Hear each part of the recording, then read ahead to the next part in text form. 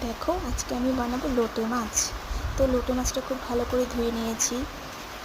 এবার কুচনো পেঁয়াজ, টমেটো আর 4-5টি কাঁচা লঙ্কা দিয়ে দেবো এবং মিক্সিতে ঘোরানোর জন্য কিছুটা রসুন, কিছুটা আদা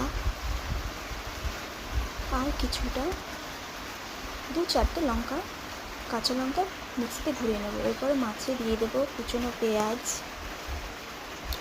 কুচনো টমেটো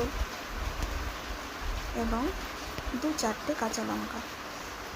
দিয়ে দেবো জিরে গুঁড়ো, ধনে গুঁড়ো আর সেই বেটে রাখা মশলাগুলো, আদা রসুন লঙ্কা পেস্ট, আর দিয়ে দেবো হলুদ, দিয়ে দেবো লবণ স্বাদ মতো, আর দিয়ে দেবো সর্ষে তেল, কিছুটা গরম মশলা দিয়ে দেবো। তারপর কিছুটা সর্ষে তেল দিয়ে খুব ভালো করে মেখে নেব। 5-10 মিনিট রেখে দেবো। রেখে দেওয়ার পর কড়াইতে তেল গরম করে সেটা দিয়ে দেবো। আর এটা কিন্তু নাড়াচাড়া করা যাবে না, নাড়াচাড়া করলে ভেঙে যাবে।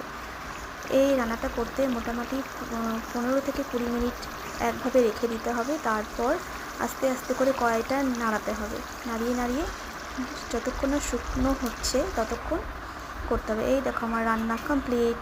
টান টান।